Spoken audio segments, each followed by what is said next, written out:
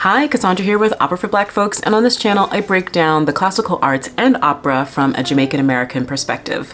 Hey guys, today's video is going to be a little different than my usual weekly videos because I'm doing a video that will be a part of an audition request for Opera America's Career Blueprints audition. And a part of that request, they asked applicants to answer 2 questions in an essay form or in a video. And since I'm already on YouTube, I was like, well, clearly a video. And I would like to share some of this process with all of you because I'm trying to make opera more accessible and show what it's really all about. So let's jump in.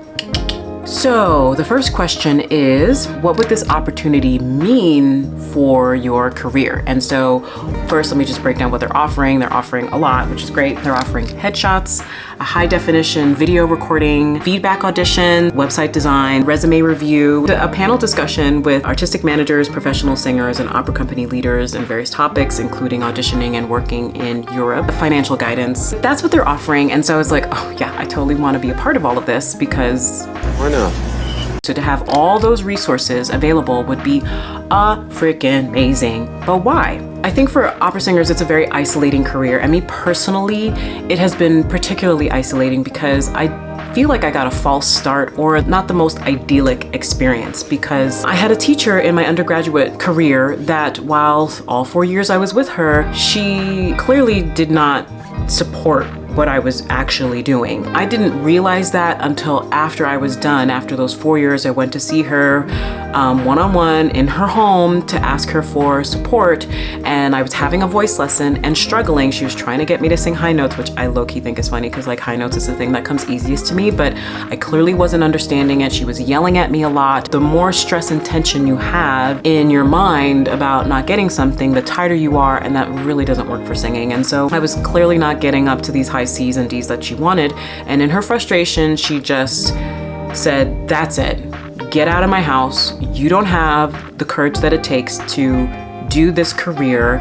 You have no courage at all. Get out. And like a dog with my tail between its legs, I left and I quit essentially singing regularly and being a part of the operatic bubble because I was told by somebody who I respected and put time and attention to that I was essentially not good enough to do this, and I believed her. And so that was one person's opinion of what I'm capable of, and I took it as reality. And so I felt like that gave me a false start because now I was out of the game of being a part of opportunities that are really age-based. And unfortunately, I find that the operatic world has a lot of ageism and colorism issues, and ageism is like, you know, the younger you are, the better it is, even though it takes 10 to 20 years for the singing voice to actually reach its full potential and development. And so to tell a 20-something that they, you know, have nothing more to give is backwards.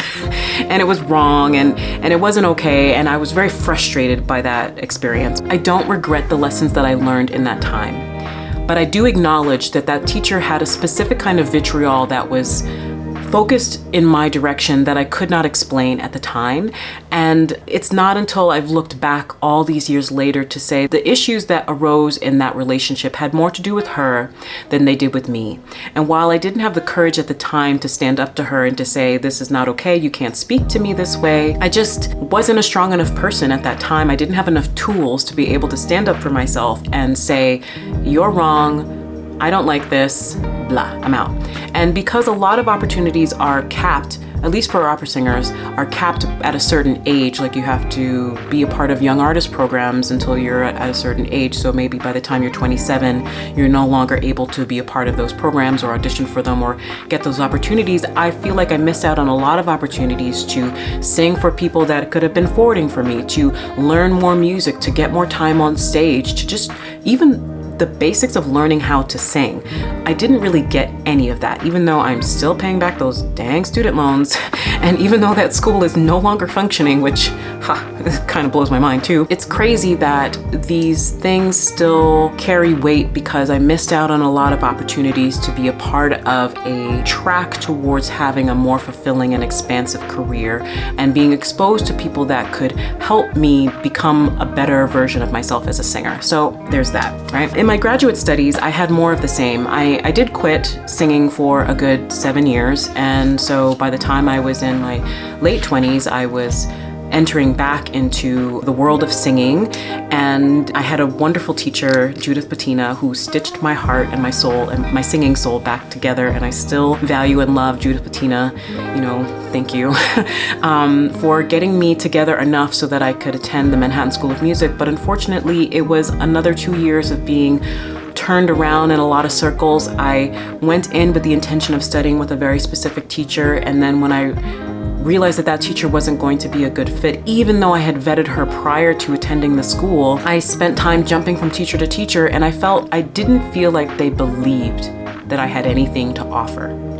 Because you watch other singers who understand how to sing, and they are getting the opportunities, they are getting the stage time, they are getting the accolades, and you see their careers start to take off as soon as they even before they graduate from school, but definitely after they've graduated from school, you see them jump into these wonderful opportunities. And when I entered into my school program, I had 2 workable octaves of voice, you know, and then by the time I left, I barely had a workable octave, which is a disservice. And it's still, again, a lot of money that you drop down to attend this prestigious school, only to walk away with nothing that you paid for.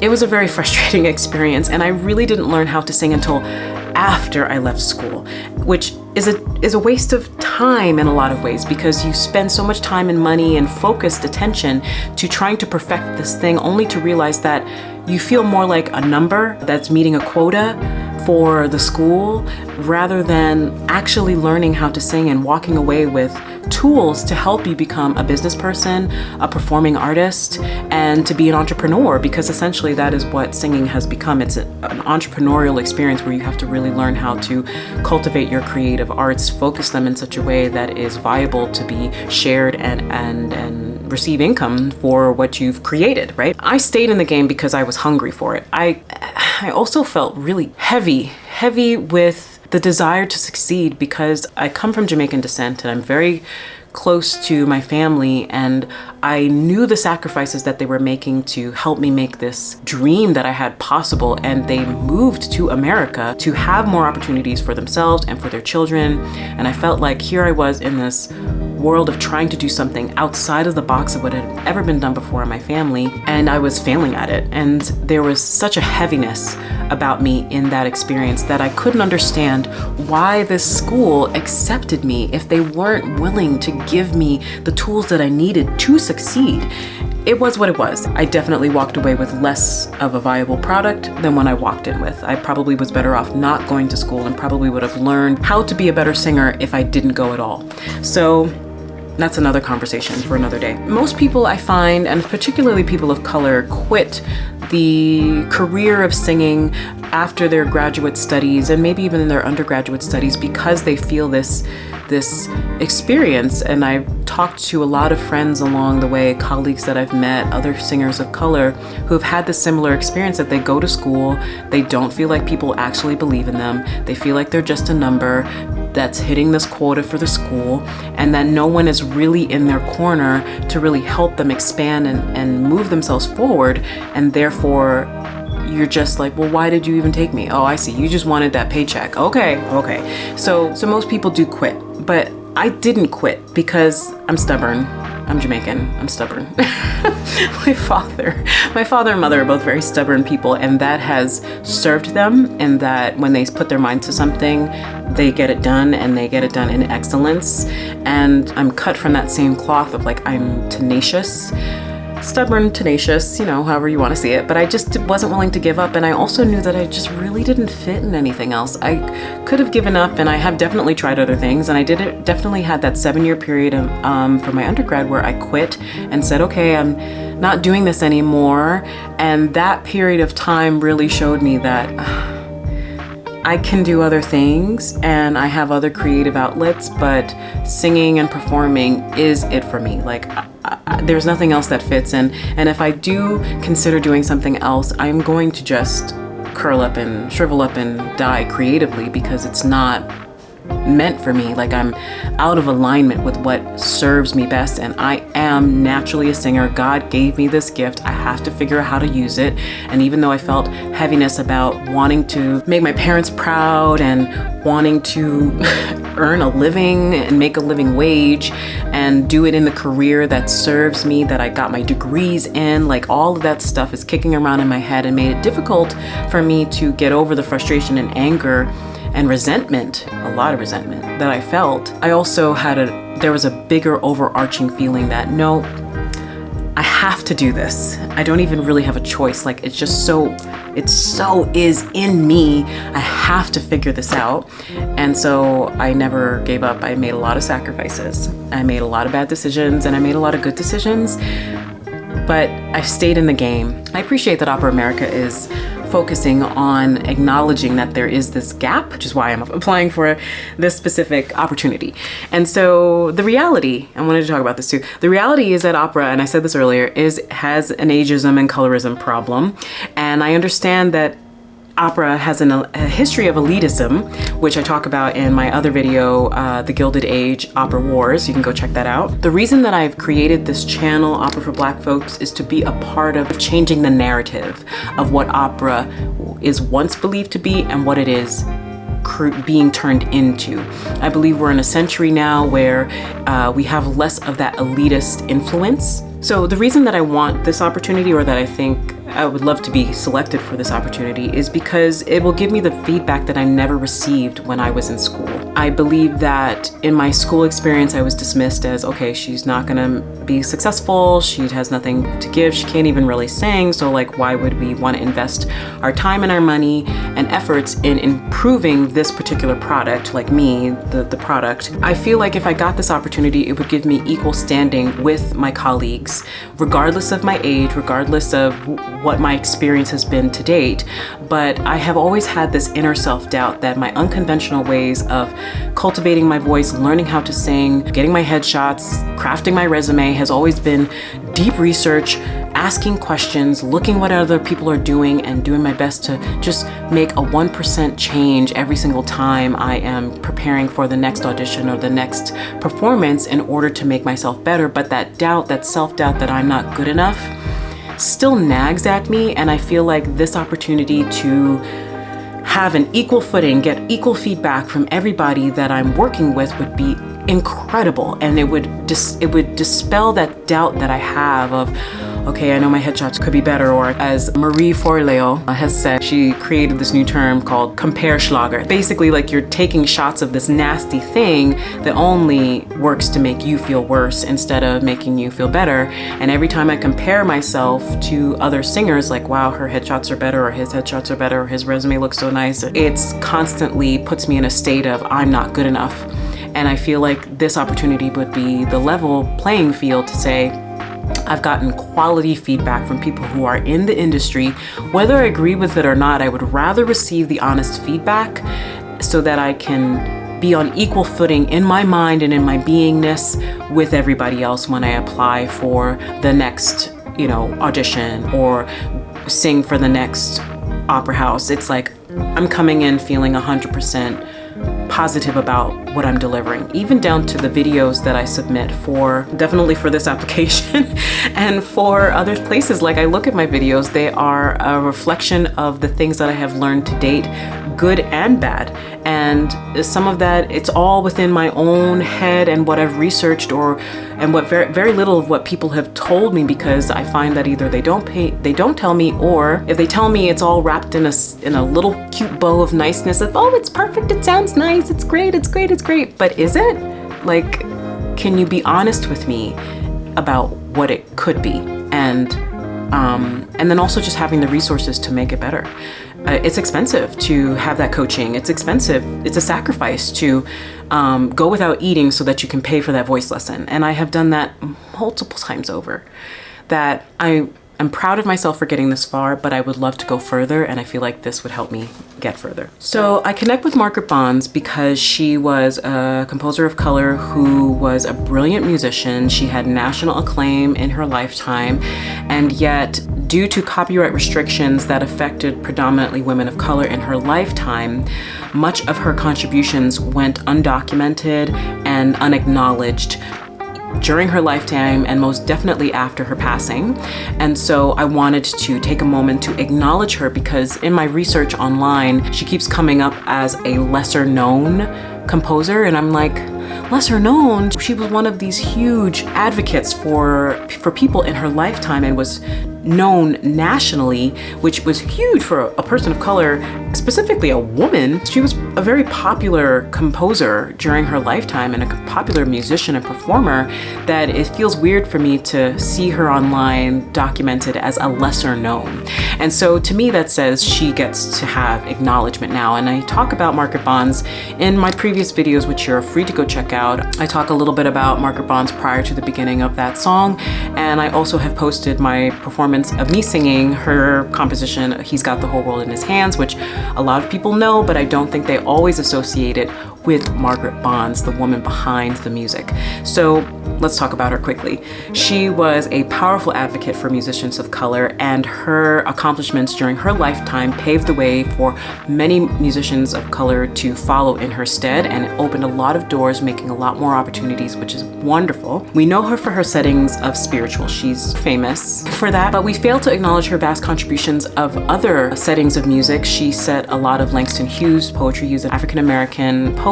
Langston Hughes and Margaret Bonds had a really wonderful collaboration during his lifetime and her lifetime, but we don't always hear their music. And I'm sure they had a lot more music and a lot more settings of music. I also think the reason she wasn't so popular thereafter in her passing is because a lot of her settings of music spoke to the racial inequities that people of color were experiencing in her lifetime. And I feel like those things haven't fully gone away. They only expanded and became more of an issue. I mean, think about the revolutionary 60s and 70s, and even in the 80s were wild for various different reasons. But the reality is that the inequality that people of color experience with our white counterparts is clear. There are inequities between those two classes, and I really appreciate that Opera America is doing its best to lessen that gap and make it so that we all have a voice and that everybody is considered equal, which is why I'm really excited to apply for this particular audition. I feel like because Margaret was talking about those racial inequities and setting those texts to music that could be sung and performed, that might not have been the most popular thing to do when the tensions are high. Like, it's just speaking to the pain point. It's probably easier to just brush certain things under the rug and say, no, we're not going to talk about that, especially if a lot of her music went undocumented and was probably, like a lot of music at the time, for example, a lot of music by Black people was absorbed into white culture and packaged to white audiences, even though its roots were from a Black perspective. I'm sure that Margaret was like, nah, I'm not falling into that. So y'all are going to take me as I am or just do without me. And I think, unfortunately, she kind of got pushed to the wayside, which is maybe it went to somebody else who got to get the accolades for something that they didn't even write, but Margaret wrote it. So there are those things to consider, which is why I think that Margaret should have her day in the sun again, because she was a huge contributor and she did pave the way for people, and she was radical in her compositions, and it made moves during her lifetime and still has impact today. I just think we have to take time to acknowledge those unsung heroes, and she's definitely one of them. In my research, I wanted to talk quickly about this. I recall learning that Margaret, even though she was educated by a lot of people, but predominantly Florence Price, also an unsung hero, also a wonderful African-American woman, she was one of Margaret Bonds' teachers and helped her to cultivate this sensibility of composition. And so Margaret was continuing to seek further education as she grew. She wanted to attend the Juilliard School in New York City to study with the famous Nadia Boulanger, who is a French composer, performer, pianist, who taught many of the musicians and composers of the 20th century. Nadia Boulanger saw Margaret Bonds' compositions. She turned her away and said she needs no further study, which I'm sure was like, are you trying to compliment me or are you trying to insult me? Because you never stop learning, one.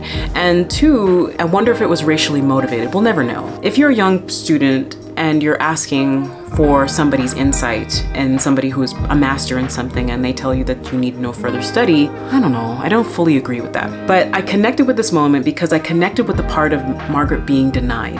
she wanted to learn more and she was being denied access to learning more. And I connect with that because I felt like that was what I was going through in my undergraduate studies and my graduate studies. I had a desire and a tenacity to want to learn. And regardless of that desire, I was denied access to the information that would help me to be a better singer and performer. And I had to seek that out from people outside of the constructs of school. I feel like Margaret Bonds was a master in her own right, and she had to, like a lot of people of color, had to really strive to overcome the biases, people's biases of what they think you should or should not get. I think Margaret Bonds is an unsung hero. She shouldn't be a lesser known composer. I think she should be right up there with Mozart and Beethoven and Schubert and Handel, because she was a contributor and she had impact and she had influence in her lifetime with her music.